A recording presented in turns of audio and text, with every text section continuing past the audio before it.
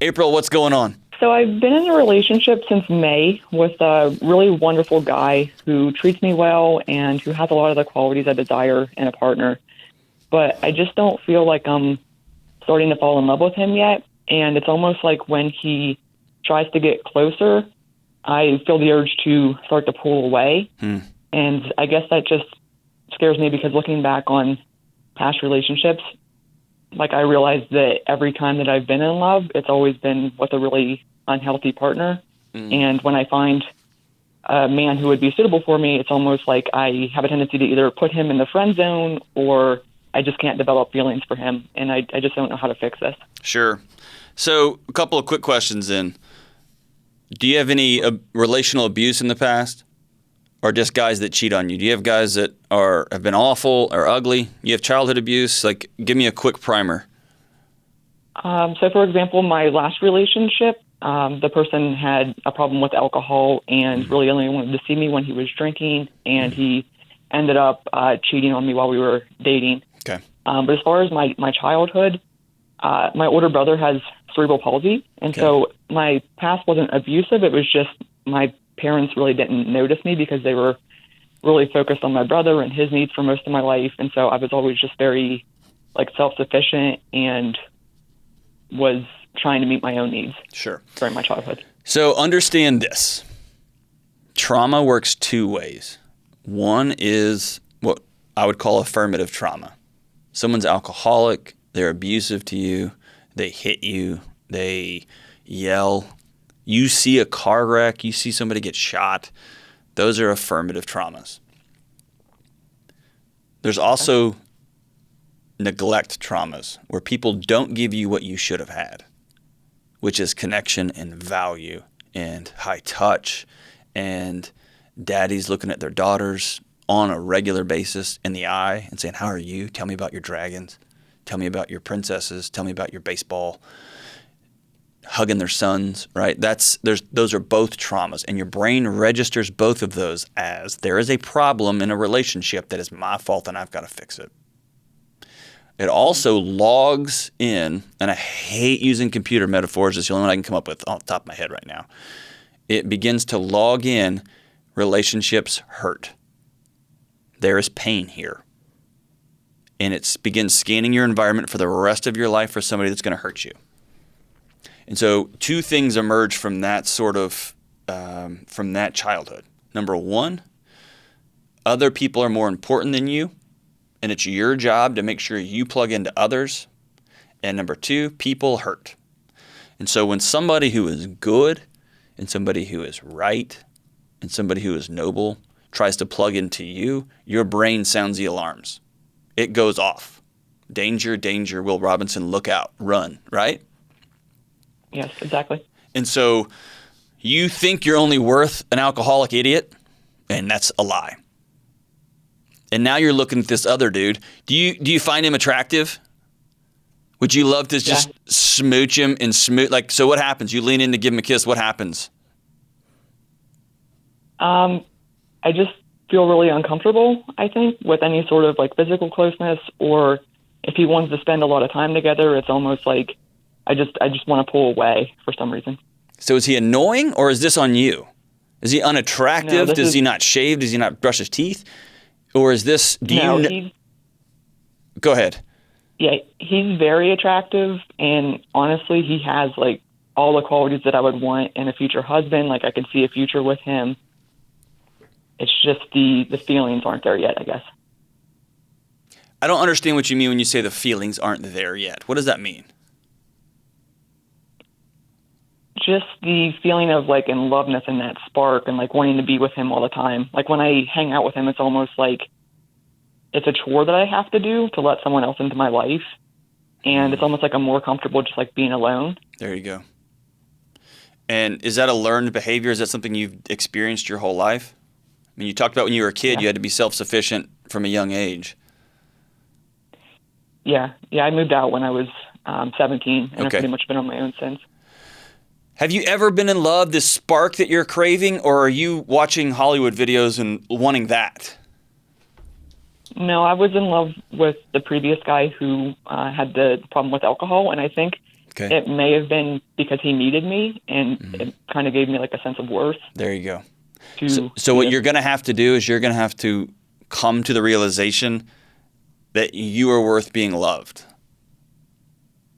Not you are only have value when you fix other people. You only have value when you make sure everyone else is okay, but that you have value just because.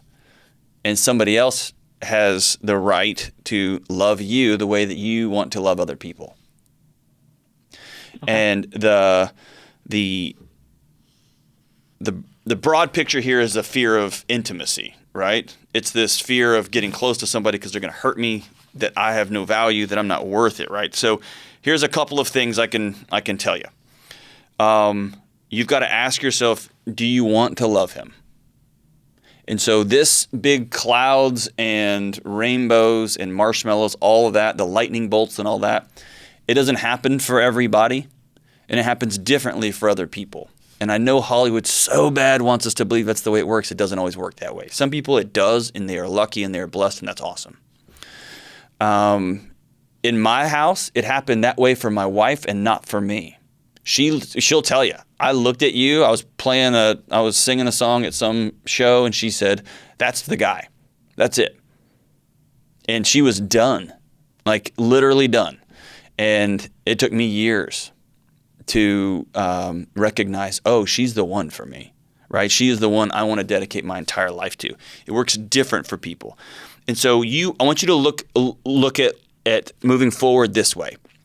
Not as love is a lightning bolt, love is a quote-unquote feeling, but that love is going to become a skill.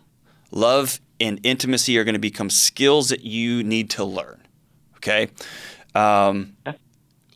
Things you're going to have to practice and things you're going to have to be vulnerable about with other people, okay?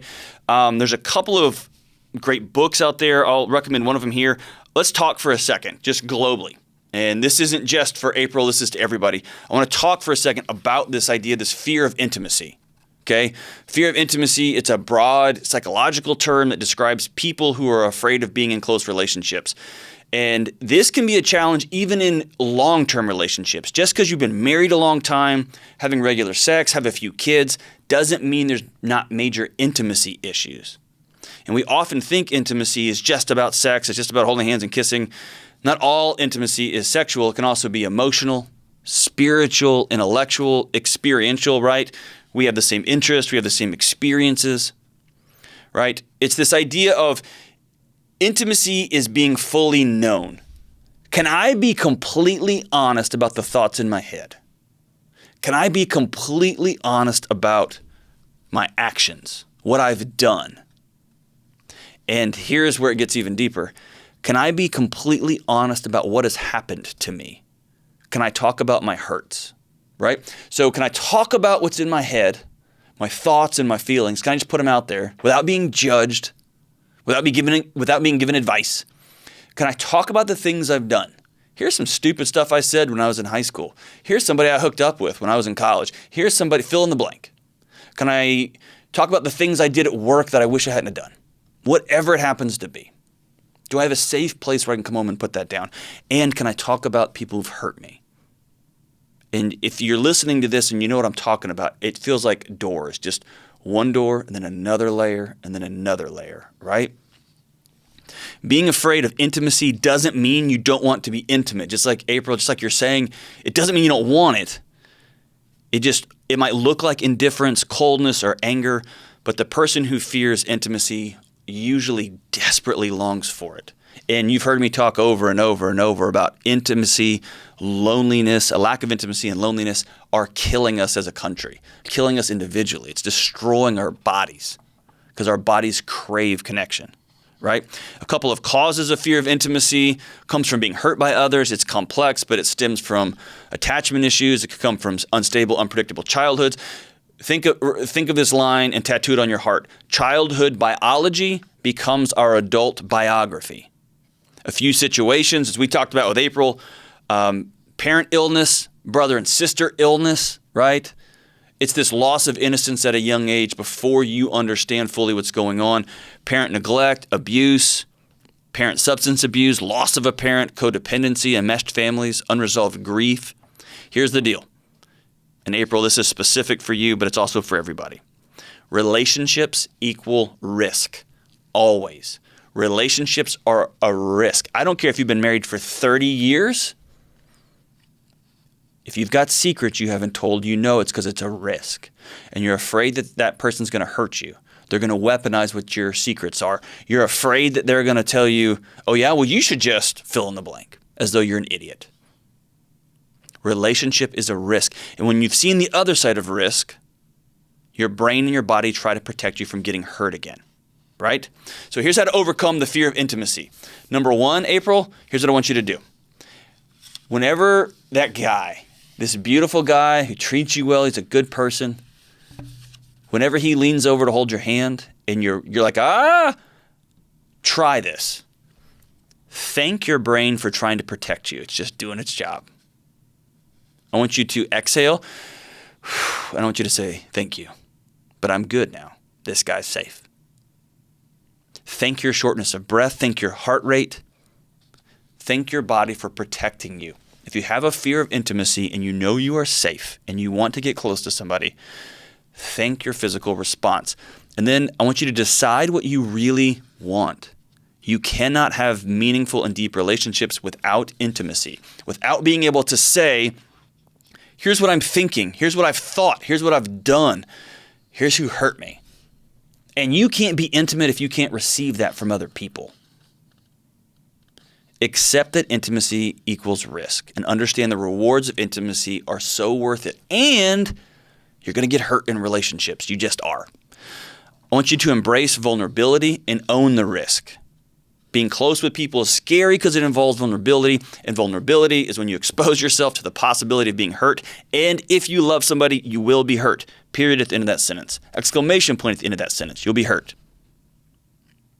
You can read Daring Greatly by Brene Brown.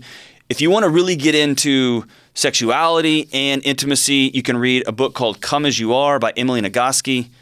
It's probably the best book I've ever read on sex. It's not a faith-based book. It is a science book written for dumb people like me.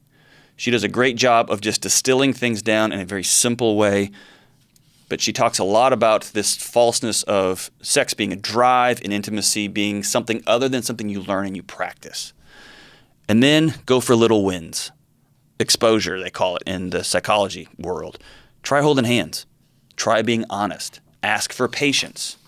Try writing letters or gently leaning in.